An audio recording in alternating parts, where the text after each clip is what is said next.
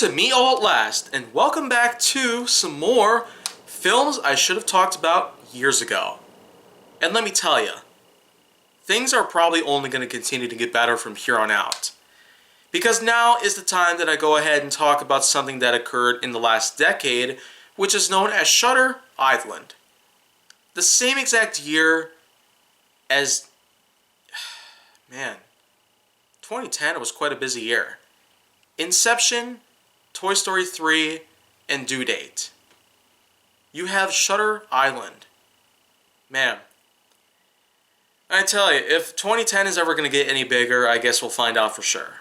But in this instance, this is quite a film that I certainly have yet to talk about, because it is certainly appreciated by a lot of people out there.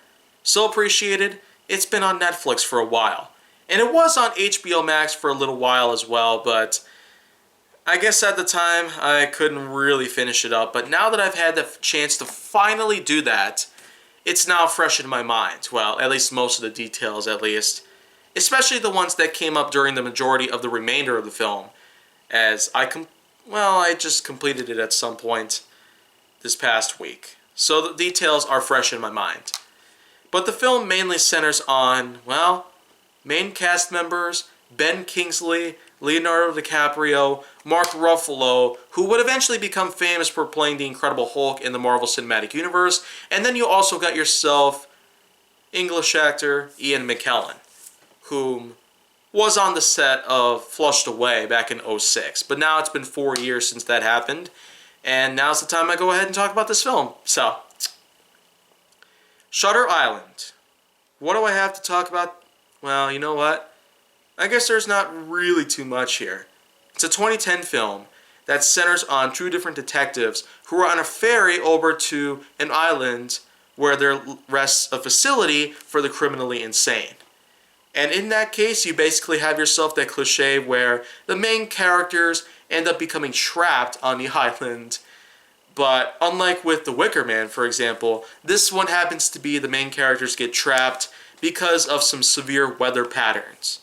And it does make it appropriate to pretty much disguise what would eventually take place, because man, for an R-rated film, this sure has a lot of satire, horror, and intense theming to it. Being a film that's centered on the criminally insane, you'd really expect a lot to take place.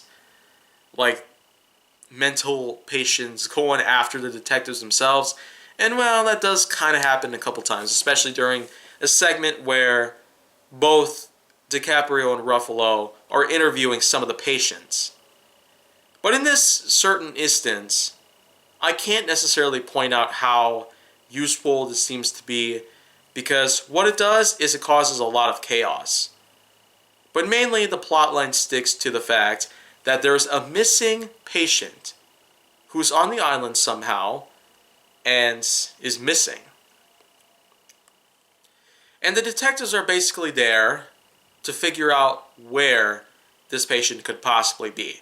They dig up all sorts of evidence, they find all sorts of clues, and basically go at it like the typical detective, like Sherlock Holmes, Dick Tracy, and all that, to basically find out what has been happening on that island all the time. And let me tell you, when that time certainly comes by, it gets epic rather quickly. Especially the parts where the detectives end up getting so freaked out that, man, I myself get freaked out as well because of how disturbing this film could possibly be in general. And man, I haven't even talked about the ending yet. Well, you know what? It is quite a gruesome, unbelievable ending. If I were to go into detail on it, then well, I'd say there would be so much trouble going on in the channel itself. I might get flagged, age restricted, and all that. So you know what? I'm just going to spare you all that. But I will say that for something like this that came out at the same time as Inception, Leonardo DiCaprio was one busy actor during that generation. But especially with other things out there like The Wolf of Wall Street and Once Upon a Time in Hollywood, you can certainly rely on Leonardo DiCaprio for being an incredible actor all the way. Of course, you even got yourself the reboot to The Great Gatsby from 2013, which also starred Tobey Maguire, whom I had not seen since the Sam Raimi Spider-Man trilogy. But, again, Leonardo DiCaprio is like that quintessential main actor to have in a lot of films these days. I am kind of wanting to find out what could we expect to see in the future. Well, to that, I guess we have yet to find out. For Shutter Island, I will say, it is crazy and unbelievably terrifying in most ways. So, you know what? For a satire horror film like this, in terms of giving it a score, hopefully you're not too disturbed by my response to this, but my review of this is basically going to only allow for a grand total of a maximum of 7.1 out of 10. So, well, there you go. Some people might rank it higher or lower, but Shutter Island from 2010, being that it's 11 years since that happened, I'd say there's probably a lot that I would have to talk about based on a horror and suspense, drama, satire, comedy, and lots of others. But tune in tomorrow, because I will, in fact, have something else to talk about then.